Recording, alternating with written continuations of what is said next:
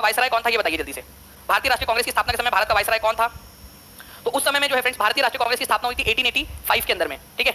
इसका पहला सेशन जो था, फर्स्ट सेशन कहा हुआ था, ये आप लोग बताएंगे। और फर्स्ट इसके चेयरमैन कौन थे, ठीक है, फर्स्ट प्रेसिडेंट, ये भी आप लोग बताएंगे। ये 2 पॉइंट आप लोगों को मैं चैलेंज कर रहा हूं कि आप लोग आंसर कीजिए कमेंट के अंदर में जल्दी जल्दी से, हर एक बच्चा ये 2 पॉइंट, फर्स्ट सेशन कहा हुआ था और पहले प्रेसिडेंट कौन थे।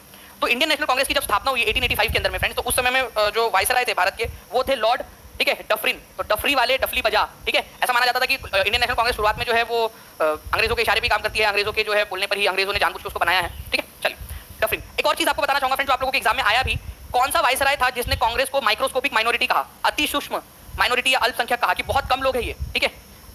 जैसे कि हम लोग इतने कम लोग हैं कि माइक्रोस्कोप लगा के देखना पड़ेगा उसको। अरे भाई अंधे चश्मा लगा लेते हैं, चश्मा लगाते कितने सारे बच्चों ने लगाया, कितने सारे बच्चों के मम्मी पापा दादा दादी चश्मा लगाते हैं, यहाँ पर चश्मा लगाते, माइक्रोस्कोप से देखना पड़ेगा, हम कीड़े मकोड़े हैं।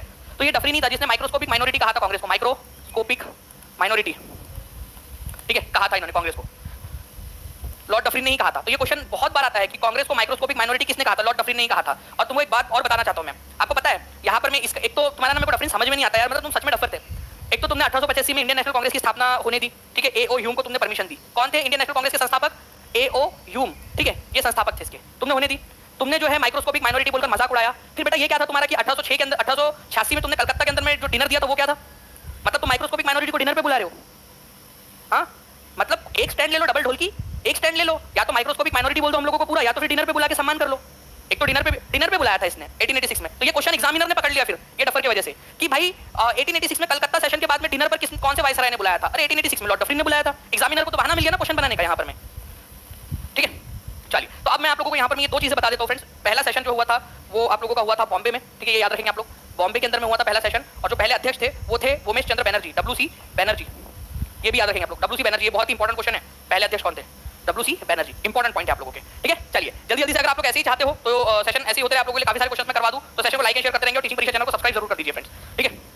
लॉर्ड डफरिन के समय में बंगाल टीनेंसी एक्ट आया था, ये याद रखना आप लोगों ने, ठीक है। और जो तीसरे नंबर का बर्मीज वॉर हुआ था, ठीक है, जिसमें बर्मा पे कब्जा कर लिया गया, ठीक है, बर्मा को भारत के अंदर में संघराज्य में मिला लिया गया था, बेसिकली भारत के साथ में उसका एडमिनिस्ट्रेशन जोड़ दिया गया, वो भी इन्हीं के समय में हुआ था, डफरिन के समय में। वो एक अलग क्वेश्चन है, ठीक है, उसके बारे में भी मैं आप लोगों को अलग से एक बार बेसिकली बता दूंगा, ओके।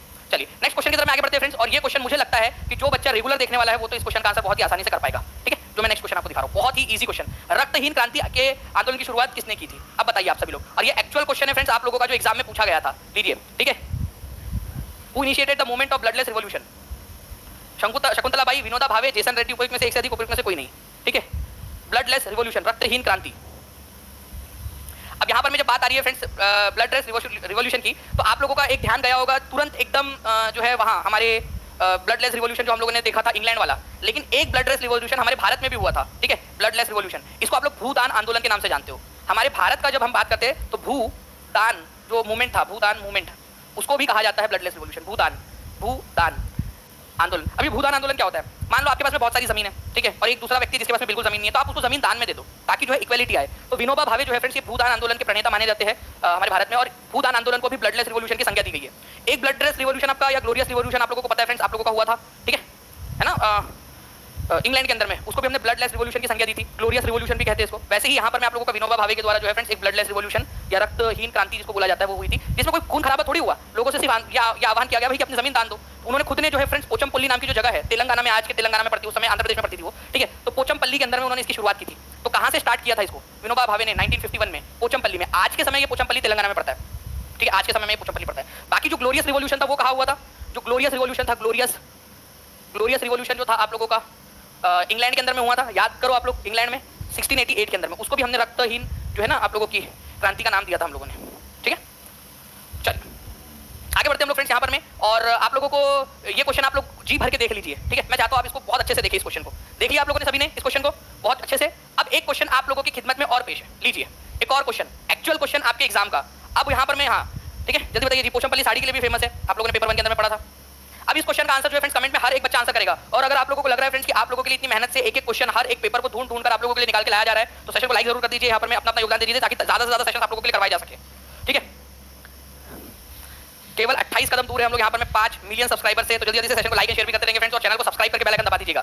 भूदान आंदोलन जो है फ्रेंड्स, आपको जिसको रक्तहीन क्रांति भी कहा गया है, किसने स्टार्ट किया था? विनोबा भावे ने। कहां से स्टार्ट किया था? जल्दी से कमेंट में आंसर कर दीजिए आप सभी लोग। कहां से, कौन सी जगह थी जहां से इन्होंने इसको स्टार्ट किया था? हर एक बच्चा आंसर कर देगा तो मजा आ जाएगा यहाँ पर मैं आप लोगों के कि भाई सच में आप लोग आंसर यहाँ पर कर रहे हो। ओके चलिए, तो A is the correct answer. RPF SI की एग्जाम के अंदर में भी आया हुआ है आप लोगों का कि भूदान ग्रामदान आंदोलन को किस नाम से भी जाना जाता है। चलिए आप लोग देखिए कितनी सारी एग्जाम्स एक साथ क्लियर कर सकते हो आप सभी लोग, जल्दी से बताइए यहाँ पर। एक क्वेश्चन मैं आप लोगों को जो है फ्रेंड्स बीपीएससी का दिखाता हूं, जो कि आप लोगों का बीपीएससी टीआरई के अंदर में रिपीट हुआ था ये क्वेश्चन, ठीक है। जल्दी जल्दी से आप लोग यहाँ पर बताइए। तो यहाँ इस क्वेश्चन का आंसर आप लोगों ने कर दिया होगा। किस वर्ष बाबू कुंवर सिंह जो है उनका देहांत हुआ था? जल्दी से बता देंगे आप सभी लोग। 2400 के करीब लोग देख रहे हैं, 1700 लाइक से लाइक का नंबर भी बढ़ाते रहेंगे आप सभी लोग, ताकि ज्यादा बड़ा सेशन हम लोग यहाँ पर ले सके। तो बाबू कुंवर सिंह जो है फ्रेंड्स, इनका देहांत कब हुआ था? 57 में